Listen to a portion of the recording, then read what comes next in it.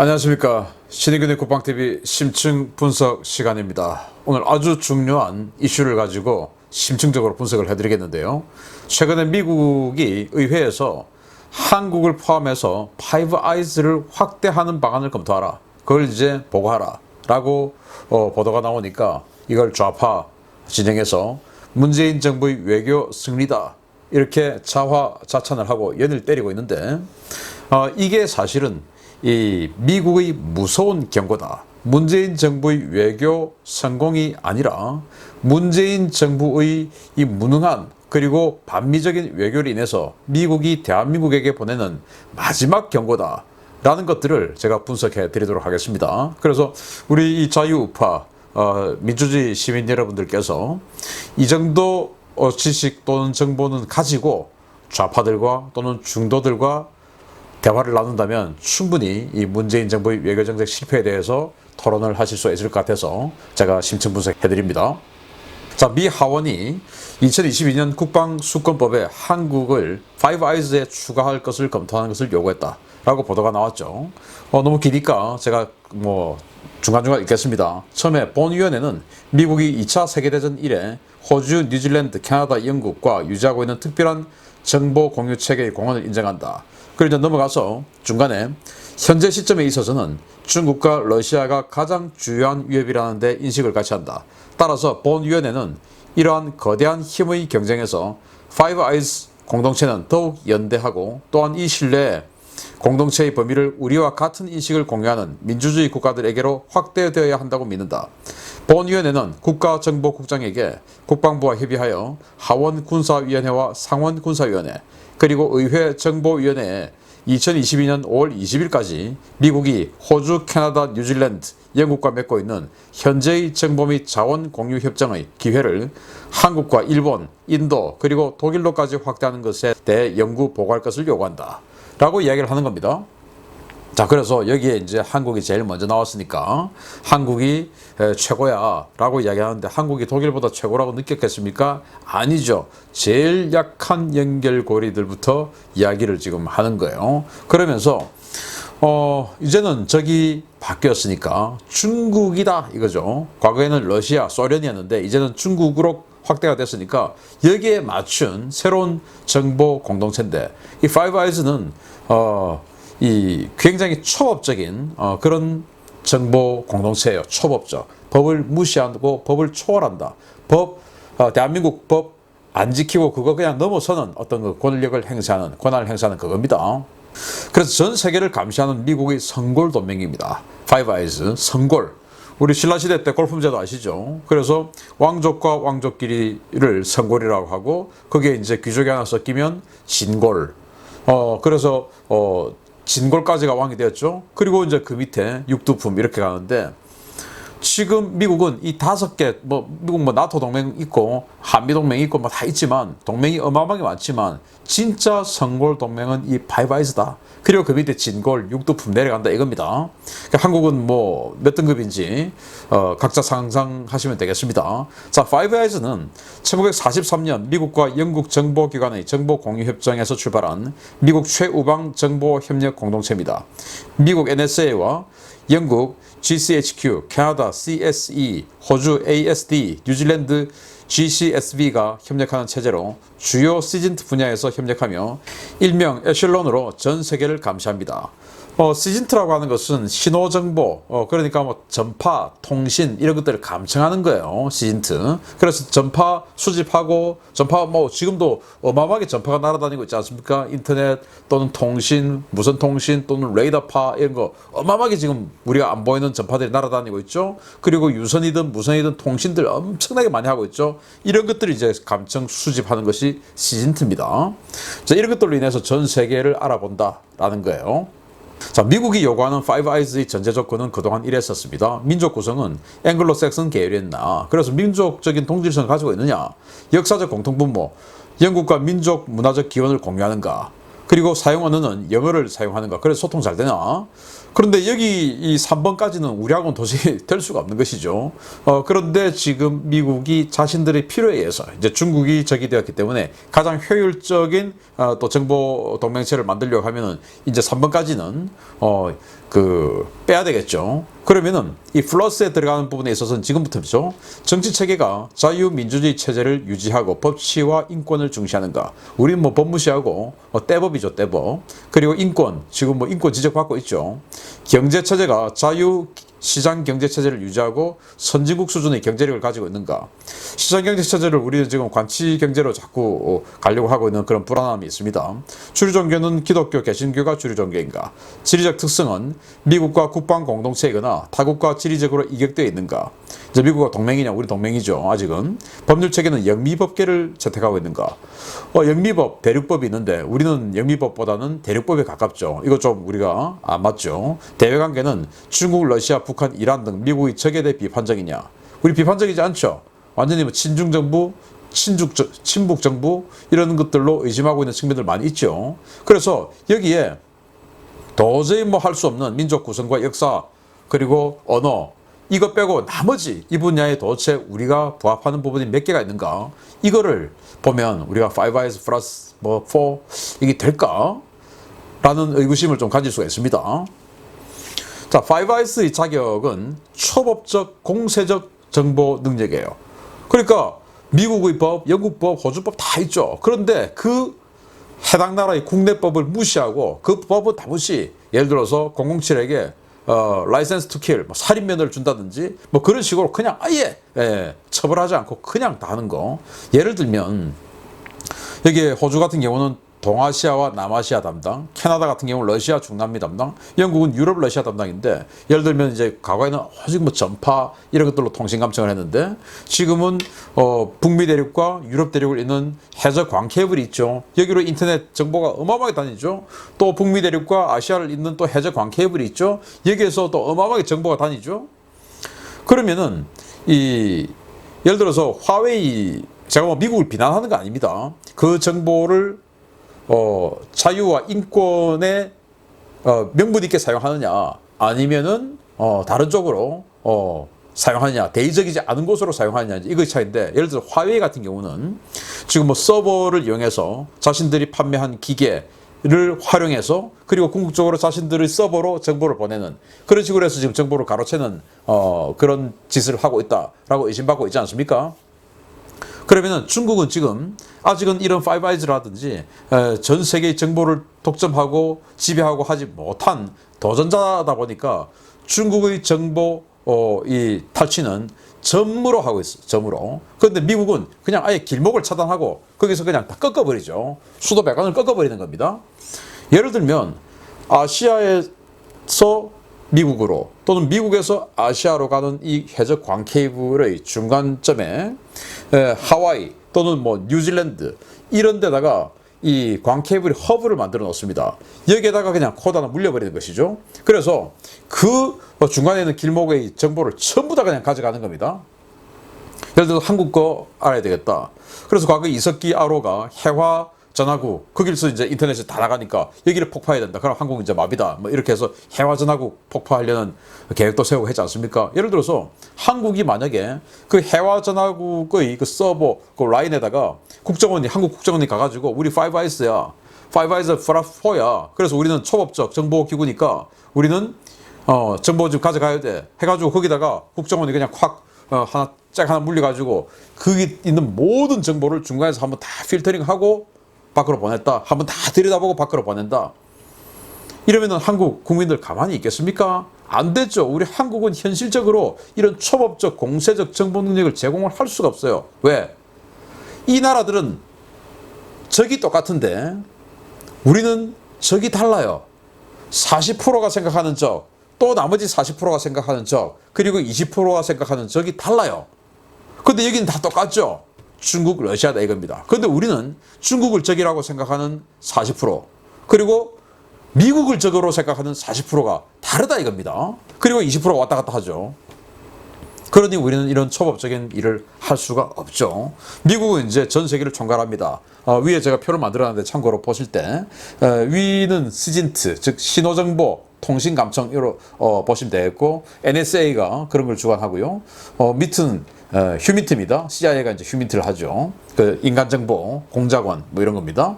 영국은 유럽, 러시아를 담당합니다. 그래서 GCHQ가 신호정보, 그리고 MI6가 인간정보 휴민트죠. 이렇게 담당하고, 호주는 신호정보국, 그리고 비밀정보국이 동아시아와 남아시아를 나누어 담당하고, 캐나다는 통신정보위원회와 안보정보국이 러시아와 중남미를 담당합니다. 뉴질랜드는 정부통신보안국과 안보정보국이 동남아시아와 서태평양을 담당합니다. 그런데 이게 얼마나 비밀스럽게 운용되는가 하면은, 호주와 뉴질랜드 같은 경우에 총리도 모르는 기구가 있었어요. 총리도 모르는 예산이 집행되고 있었어요. 그래서 호주, 뉴질랜드 총리가, 아니 내가 모르는 기구, 내가 모르는 예산이 있다는 거, 이게 말이 되냐, 이거 해명해라 라고 할 정도였었습니다. 예를 들어 CIA 국장하고 트럼프 대통령하고 갈등 빚고 한국 우리 다 알고 있지 않습니까? 그래서 그 정도로 이 정보기구의 독립성이 보장되는가, 이런 것까지 다 들여다봐야 초법적이 되는 건데, 우리가 과연 초법적이 할 수 있는가? 그러면서 일본 같은 경우는 사실상 Five Eyes로 활동하고 있죠. 거의 뭐 Six Eyes죠. 그래서 일본은 여기에 신호정보 감청하는 이 통신감청소가 한 19개소가 지금 있습니다. 이렇게 해서 5,000km 범위를 감청 작업을 하고 있고, 그리고 이렇게 보시다시피 8개의 정찰 위성을 현재 띄워놓고 있어요. 첩보 위성을 8개를. 그리고 앞으로 더 올릴 겁니다. 자, 이렇게 해서 일본은 상당한 정보 능력을 가지고, 그 정보 능력을 가지고 미국과 교류를 하고 있는 겁니다. 그러면서 이 혼슈 최북단에 있는 미사와 기지, 그리고 사세보, 이 미군 기지에 미군이 큰 감청 부대를 운영하고 있을 것으로 그냥 의심을 받고 있습니다. 다들 그렇게 생각해요. 그 정도로 미국이 현지 이 일본에서 중국 관련해서 또는 러시아 관련해서 굉장히 크고 광범위하고 활발한 정보 활동을 일본에서는 하고 있습니다. 자, 반면에 한국은 어떨까요? 정찰위성 없습니다. 박근혜 정부 때 4.25 사업, 그래서 정찰위성 5개 올리겠다고 했는데, 광학 카메라로 찍는 광학위성 4개, 그리고 레이더파로 찍는 사위성 하나 해서 5개 올리겠다고 했는데, 그거 계속 지연되고 있어요. 그래서 안 되고 있고, 지금 현재 정찰위성 하나도 없죠. 군용 통신위성은 하나 올렸습니다. 통신감청 지금 현재 777 사령부 하고 있고, 자, 정찰용 항공자산 백두군강 정찰기, 그리고 글로벌 호크, 또 정찰용 해상자산이죠. 해군 정보함들, 신세기함, 신기원함, 이런 것들 전부 대북용입니다. 그런데 지금 미국은 중국 관련해서 정보를 얻고 싶어 하죠. 그런데 우리가 중국 관련해서 정보를 얻을 수 있는 그런 자산이 없어요, 현재는. 그리고 그거보다 더 무서운 것이, 초법적인 정보 행위를 할 수가 있어야 되는데, 이렇게 적이 다르고 우리의 정보 행위를 방해하는 세력들이 너무나 많다. 그리고 정부가 이들을 비호한다라는 겁니다. 자, 전방 배치 모두 절대 안 돼. 아니, 지들이 전방 배치를 하든지, 이 사람들이 말이죠, 미국이 전방 배치를 하든지, 뭐 터미널 모드를 하든지, 그게 자기네들하고 무슨 관계입니까? 전자파가 그렇게 걱정이면 그냥 꺼라, 이렇게 이야기해야지. 전방 배치 모드 절대 안 돼. 이건 뭐냐? 전방 배치 모드는 광역 탐색을 해서 중국까지 탐색을 하는 거거든요. 자기네들이 왜 정말 모드는 되고 전방 배치 모드는 안 되고, 이걸 왜 결정합니까? 즉, 중국 들여다보지 마라 이겁니다. 적이 달라요, 적이. 그러면서 뭐 불법 사드 반드시 뽑아내자, 불법 사드 공사 중단, 코로나 확산 시국에 경찰 작전 왜 말이냐? 아니, 지들은 코로나 확산 시국에 지금 뭐 거리두기 안 하고 왜 이렇게 지금 모여 있는지 모르겠네요. 아무튼 이런 상황인데, 이 사드 기지, 이 TPRQ 레이더 자체도 사실은 이 정보 자산이죠. 이 정보 자산을 이런 식으로 방해하고 있는데, 어떻게 대한민국이 Five Eyes에 갈 수 있겠느냐라는 생각이 들 수밖에 없습니다. 그러면서 초법적 작전을 이야기를 했는데, 초법적 작전이라고 하면 정보기관의 독립성이 보장돼야 되는데, 미국처럼 CIA하고 그냥 싸우지 않습니까? 행정부하고. 그런데 여기는 전 정권에서 임명했던 정보기관의 수장들을 이런 식으로 전부 다 감옥에 넣어버립니다. 남재준, 이병기, 이병호 전 국가정보원장 전부 감옥에 넣었죠. 그럼 제목은 뭐냐? 직권남용. 아주 애매하고 코에 걸면 코걸이, 귀에 걸면 귀걸이인 이 직권남용을 다 잡아넣었습니다. 왜 넣나? 특히 이분 같은 경우는 북한에서 어디 감히 최고존엄을 암살하려고 해? 라고 한마디 떠드니까 바로 넣어버렸죠. 이런데 어떻게 우리가 정보 공유 초법적 작전을 할 수 있겠습니까? 초법적 작전 못하죠.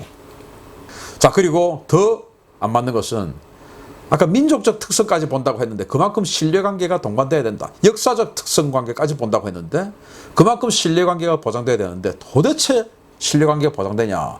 문재인 그리고 현재 정부죠. 또 차기 유력자들 이재명, 이낙연 다 알다시피 친중파들 아닙니까? 이재명 요새 중국에 세게 줄 서고 있죠. 그래서 중국에서는 대한민국을 미국의 모든 동맹국 중에서 가장 약한 연결고리다. 저거 그냥 탁 튕겨버리면 미국과 동맹을 탁 끊어버린다. 그래서 약한 연결고리 저기를 집중 공격하자 라고 이미 3월 18일 올해죠. 황구시보가 논설을 했습니다. 사설. 미국이 부풀리고 있는 중국 위협론은 일본과 달리 한국에서는 전혀 먹혀들지 않을 것이다. 정치 경제적으로 중국과 긴밀히 연결된 한국은 미국이 주도하는 중국 봉쇄 전략에서 가장 약한 연결고리가 될 것이다. 라고 중국 관영 매체도 이렇게 인정을 하고 있습니다. 이러니 미국이 어떻게 상호간에 정보를 주고받는 초법적 정보 공동체가 되겠냐라는 겁니다. 그러면 왜 이렇게 안 될 텐데 왜 미국은 지금 Five Eyes 플러스 한국 이슈를 지금 떠올렸을까요? 뉴델리가 보도를 했는데요. 마셜 빌링슬리 미국 국무부 군비 통제 담당 대통령 특사는 토마스 부시의 전략사령부 부사령관과 함께 방한해 일정을 소화하고 28일 서울 용산구 남영동 아메리칸 센터에서 6개 언론사 기자들과 간담회를 갖고 방한 목적 등을 설명했다. 특사는 한국 정부와 중국 핵전력 증강에 관한 비밀 정보를 공유했다고 밝히며 중국은 핵으로 무장한 깡패, 분리라고 비판했다. 라는 거 아니겠습니까?